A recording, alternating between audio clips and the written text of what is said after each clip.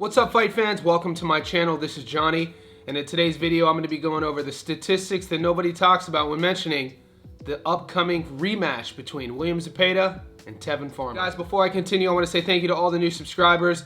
Thank you to everybody who's been with me since day one. If you haven't already, could you please hit subscribe? Also, like this video right now, as well as hit the little bell notification icon, which you'll find at the bottom of the screen, so you can be notified every time I put something out that's new.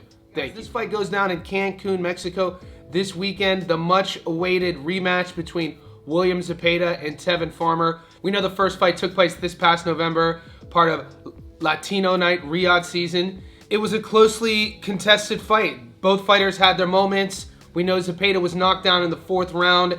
Tevin Farmer started the fight on fire. His counterboxing was beautiful. He really fills out the 135-pound division really well. And Zepeda, as usual, was a machine. They call him El Camarón. I think his name should be El Maquina. The guy's output and pace was on display. Now, the fight went to Zepeda, a close split decision. I just rewatched it right now, and I don't think it was a controversy. The first time I watched it live, I thought it could have gone either way, but I watched it again, and I feel Zepeda clearly won the fight. I feel his output, especially from the mid-rounds onwards, gave him the fight. His body punching doubled up Farmer on his body work. The thing Farmer does really well, like I said, his counterboxing was great. His backhand was real sharp. It's the punch that dropped Zepeda in the 4th. I think sometimes as boxing fans, we could get caught on thinking throughout a fight, if it goes the distance and one fighter gets dropped, we automatically give it to the fighter who dropped the other guy.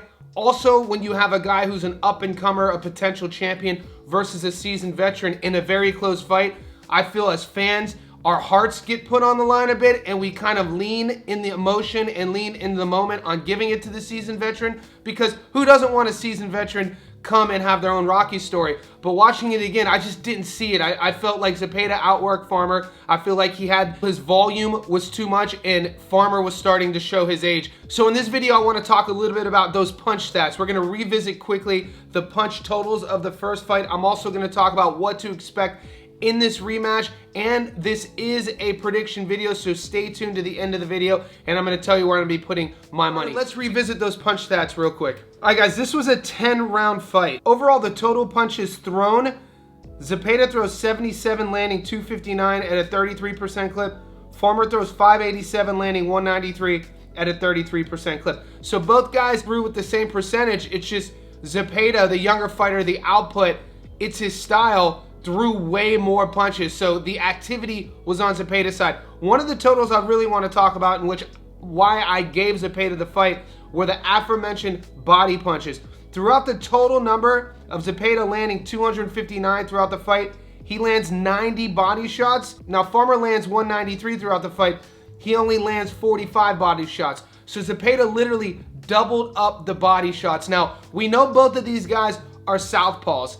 The difference is Farmer's a traditional southpaw. Zepeda is sort of a natural orthodox fighter who became a southpaw, meaning that his lead hand, normally with a southpaw, their lead hand's their right hand. That's going to be their jab side, and they're going to set up their backhand, their power side, their left side. Not Zepeda. His power side is his lead hand. So he kept using that and landing that lead hook, and this is why he has 27 knockouts on his record, 32-0, 27 knockouts. He uses his volume to drown his opponents, and then later in the fight, he usually gets his opponent out of there. But Tevin Farmer showed his savviness, showed his veteran grit, and he wasn't going anywhere. Even up into the 12th round, it was anyone's fight. If you rewatch the fight, early in that 12th round, Farmer was winning that round, landing his backhand, almost catching Zepeda with these pot shots, and Zepeda just wasn't seeing it. And then a minute into that last round, Zepeda did what he always does, turned it on, and for the next minute and a half, he stole the round. It was a great and exciting fight. Right now, I want to now remind everybody on what to expect this coming weekend in Cancun. The WBC Interim Lightweight Championship is at stake once again. The winner will put themselves in prime position to challenge World Champion Shakur Stevenson, who is the full WBC Lightweight Champion. William Zepeda went on the front foot in the opening round, throwing a high volume of punches, with Farmer looking to disrupt the Mexican's rhythm by frequently bringing him into the clinch.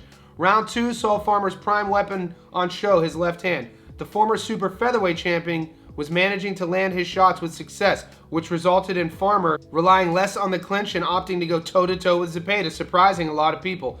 The fourth round saw momentum swing further towards Farmer, whose dangerous backhand knocked down Zepeda, and Zepeda had to respond. With Farmer showing a willingness to trade, Zepeda fought fire with fire, and the pair were frequently involved in close quarter exchanges in the center of the ring.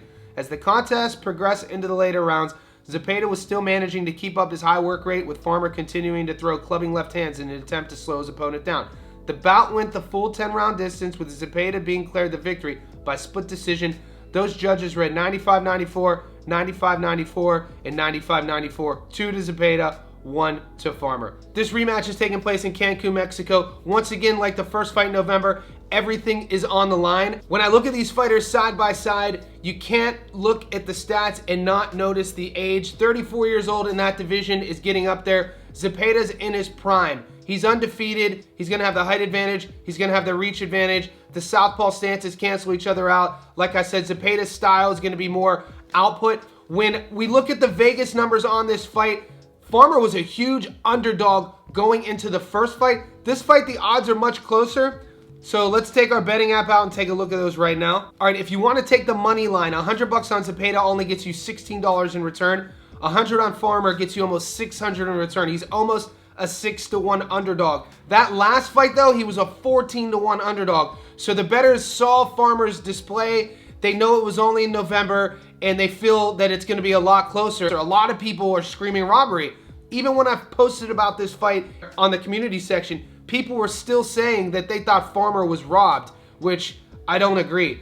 If you look at the method of victory bets, which will give you a little bit more juice on each side, Zepeda to win by points or decision is a 270, meaning if he does knock Farmer out, you lose your bet. William Zepeda to win by knockout is $1.94, almost a 2-to-1. The draw is 21-to-1. If you think Farmer is going to outpoint Zepeda, 7-to-1. If you think Farmer is going to knock out Zepeda, 17-to-1. Farmer's not known as a knockout artist. Of all his victories, he only has 8 wins by knockout. Now, all the money is actually on Zepeda to win by knockout. So what the bettors are saying is they think that at 34 years old, plus the first war that they had, all that damage is going to show, and they expect Zepeda to make slight adjustments and get Farmer out of there. When you look at rematches historically in fights, the winner of the first one, statistically speaking, wins the second one. I just feel that the output and that pressure and the volume of all the punches landed on Farmer, I think we're going to see a little bit lesser version.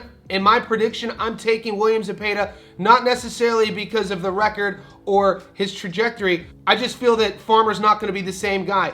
Look, whenever you have a fight, from the first part of your career to the end of your career, they always talk about you leave a little bit of you as the fighter in the ring. And at 34 years old, Farmer isn't getting any younger. And like I said, he took a lot of shots, a lot of body shots, and I just feel that Zepeda is going to continue to turn that volume up. He's going to come to the fight with the same game plan. I'm taking him to beat Tevin Farmer. In the comment section below, I want to know how you see this going. Does Farmer win? Does Zepeda win? Do they win the decision, or do they win by knockout? One more thing, I'm picking Zepeda to knock Farmer out. You don't have to agree with me. Let me know if you disagree. Also, if you guys haven't seen my feature on the main event this weekend in Las Vegas between Brian Norman Jr. and Derek Cuevas, stay tuned to the channel because that's coming up right now.